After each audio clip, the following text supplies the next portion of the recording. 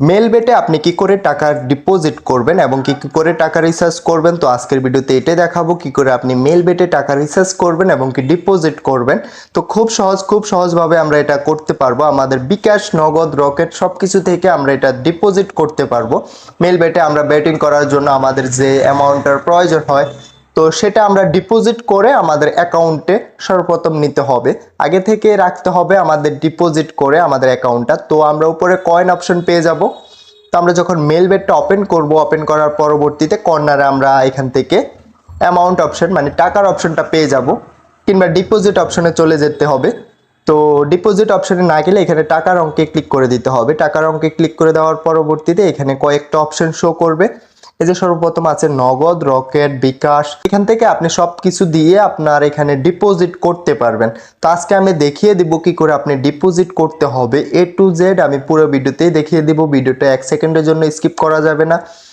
তো আপনি চাইলে এখান থেকে নগদ, বিকাশ, রকেটের মাধ্যমে আপনি এখান থেকে ডিপোজিট করতে পারেন, টাকাটা রিচার্জ করতে পারেন। ঠিক আছে, তো আমি এখান থেকে বিকাশ থেকে রিচার্জ করে দেখিয়ে দিচ্ছি। আপনি সেম ভাবে বিকাশ, নগদ, রকেট সবকিছু একইভাবে আপনি এখান থেকে এটা ডিপোজিট করতে পারবেন।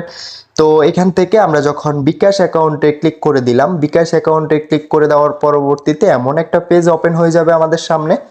তো পেজটাতে সর্বপ্রথম উপরে আমাদের একটা নাম্বার দিয়ে দিয়েছে। তো এটাতে বলতেছে যে বিকাশে আমরা এটা ক্যাশ আউট করতে হবে। ঠিক আছে, সো এটা হচ্ছে এজেন্ট নাম্বার, এই নাম্বারটাতে আমরা ক্যাশ আউট করতে হবে। তো এখান থেকে আমরা কত অ্যামাউন্ট আমাদের রিচার্জ করব কিংবা ডিপোজিট করব, এখান থেকে আমরা এটা সিলেক্ট করে নিতে পারবো। তো ধরুন আমি 300 টাকা, 500 টাকা, 1000 টাকা, 2000 টাকা, 5000 টাকা, তো আমরা যত চাই এখান থেকে আমরা 300 টাকা, মিনিমাম 300 টাকা এখান থেকে ডিপোজিট করতে পারবো। তো এখান থেকে আমরা সর্বনিম্ন 300 টাকা আমরা ডিপোজিট করতে পারবো, রিচার্জ করতে পারবো। তো এই নাম্বারটাতে আমরা এটা রিচার্জ করতে হবে, মানে এই নাম্বারে আমরা এটা ক্যাশ আউট করতে হবে। ঠিক আছে, এটা সেন্ড মানি করলে হবে না, এটা এখান থেকে আমরা ক্যাশ আউট করতে হবে। তো এই নাম্বারটা আমরা এখান থেকে নিচে এই কপি লিঙ্কে ক্লিক করে নাম্বারটা কপি করে নিতে পারবো। তো আমরা এখান থেকে এটা কপি করে নিব। তো নিচে যদি আমি একটু দেখাই, আপনারা সব কিছু প্রথমবার যেহেতু অবশ্যই ভালো করে দেখে নেবেন। এখানে আপনার যে অ্যাকাউন্ট থেকে আপনি টাকাটা ট্রান্সফার করবেন বা ডিপোজিট করবেন, ওই অ্যাকাউন্টের নাম্বারটা এখানে দিতে হবে আপনাদেরকে। তো এখানে আপনার ওই বিকাশ নাম্বারটা কিংবা নগদ নাম্বারটা দিতে হবে।